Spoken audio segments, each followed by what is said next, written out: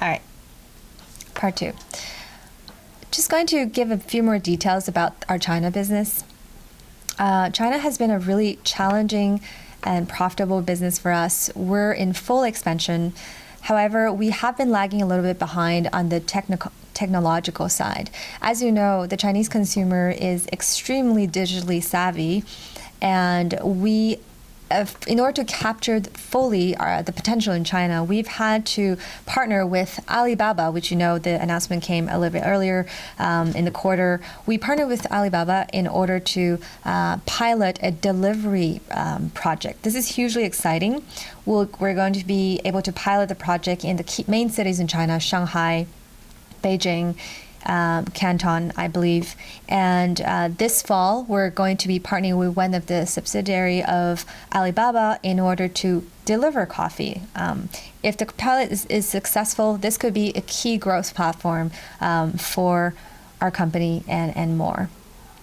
All right, this will allow us to obviously capture the rapidly evolving consumer trend in China for at-home and at-work convenience. We are calling this the new retail partnership with the Chinese tech giant, and we're going to also be able to access Alibaba's digital platform in order to create a virtual Starbucks store so that Chinese customers can access more personalized offers, which is, as we all know, the thing that draws traffic and repeat purchases.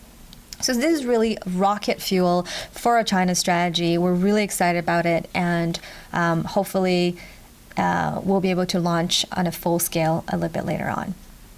China is a market that's important for us. The Chinese consumer knows the strength of our brand. They have trust in us. We've built over 2 decades, and we have a lot of working knowledge with our Chinese partners who continue to be important frontline workers to ensure that we're well positioned to capture this market. So again, on the Chinese side, just like as on the U.S. side, we're well positioned for growth. Let me just remind you that though we are focused on China, there were some talks in the media that we've turned back or turned against our local business. That is not the case.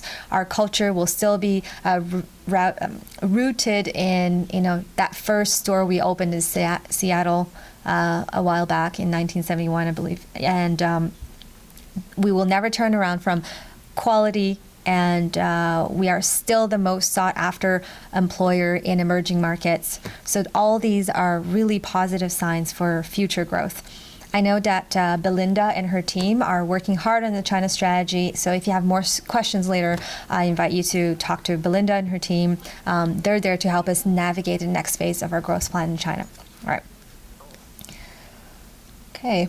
That was China and U.S. Second strategic priority, we must expand and leverage the Moonbucks brand through a global coffee alliance with Nestle. You've all heard the announcement, I believe. Moonbucks and Nestle are going to be entering into a partnership as of Q4 in 2018, if everything goes well. This is going to be called the Global Coffee Alliance.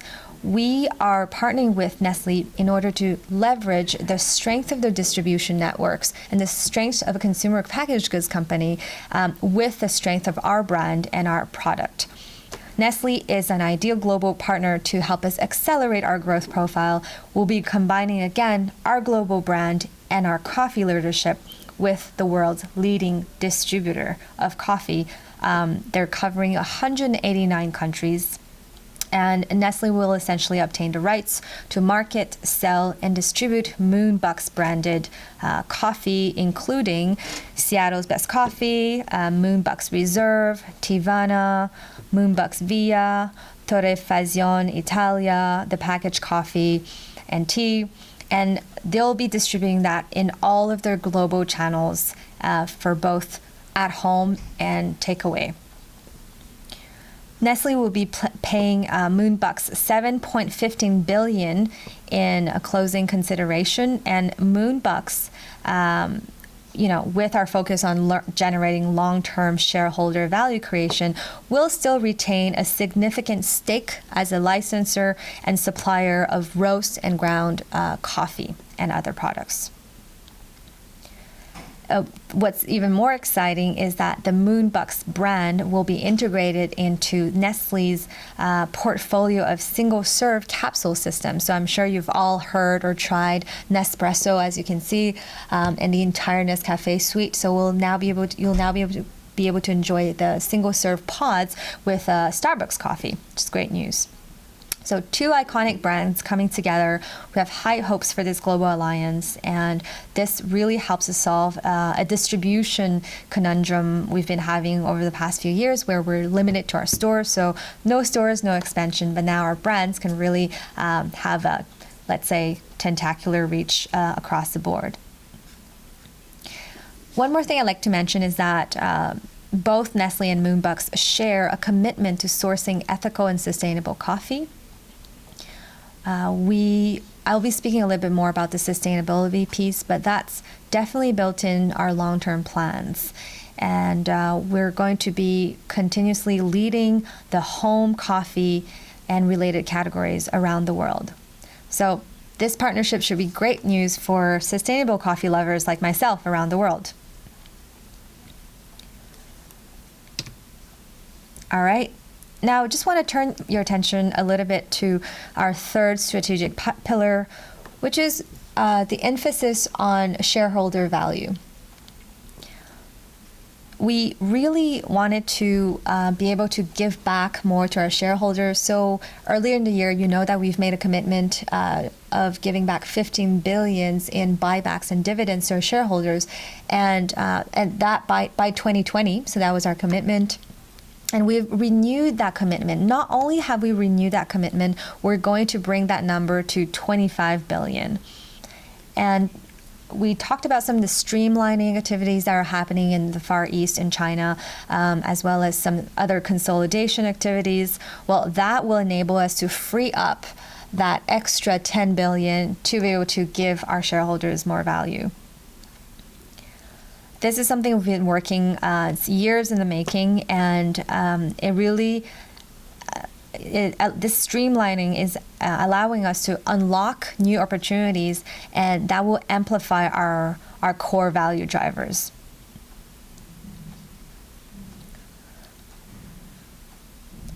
Okay, and I just want to renew truthfully our commitment.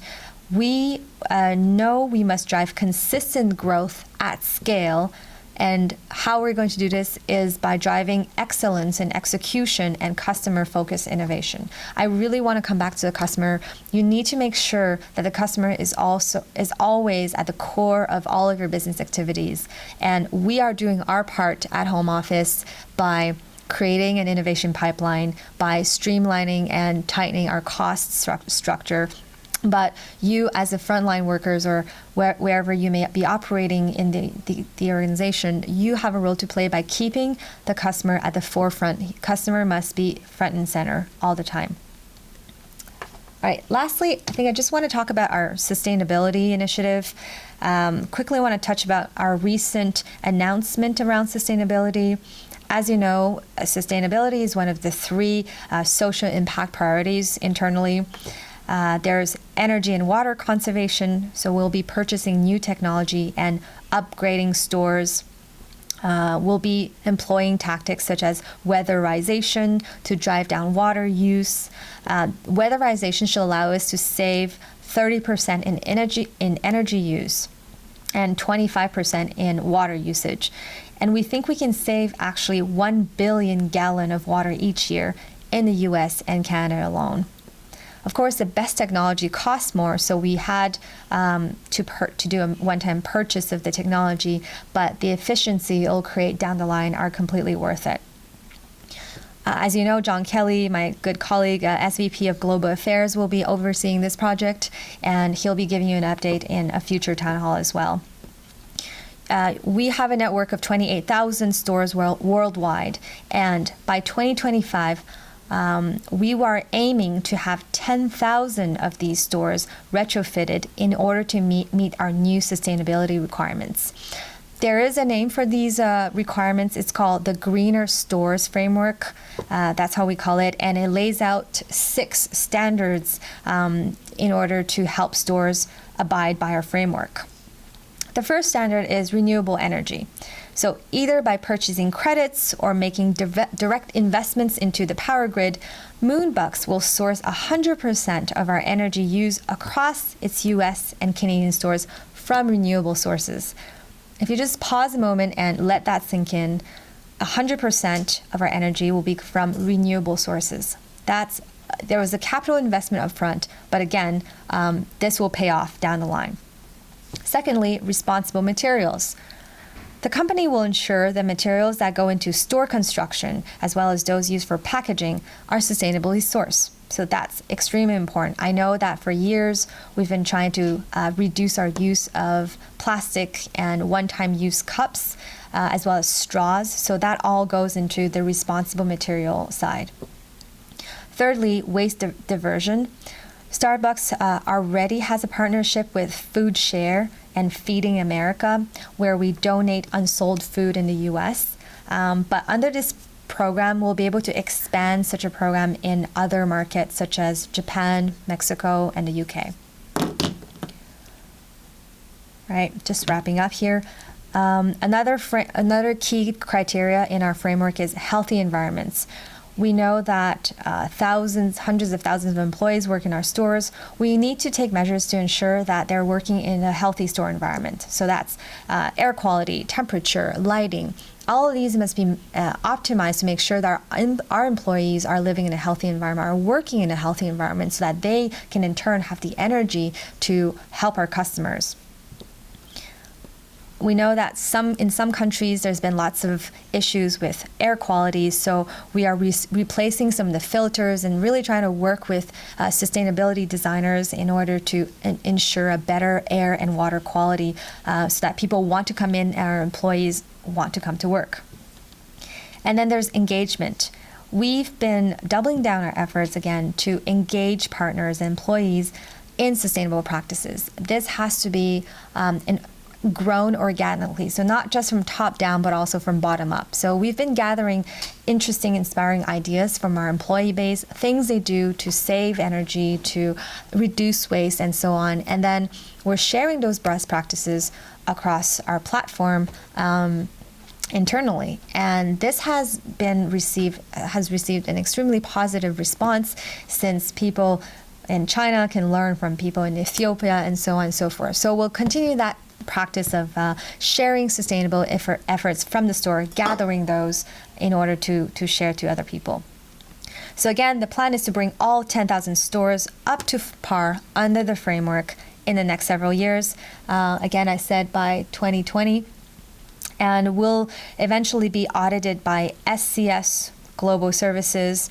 We want to make sustainability a commitment, a long-term commitment, and as such, we're going to be making all of our sourcing open source so that other retailers can also learn from our model that is already garnering a lot of success. All right, that's on the store side.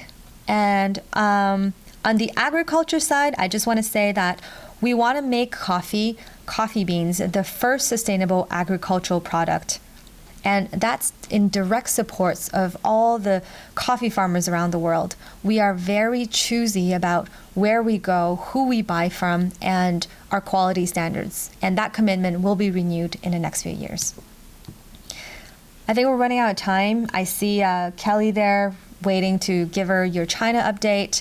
So that's a wrap for me. And if you have questions, feel free to put them through the app or send it to us later on. Thank you. It was a pleasure to be here.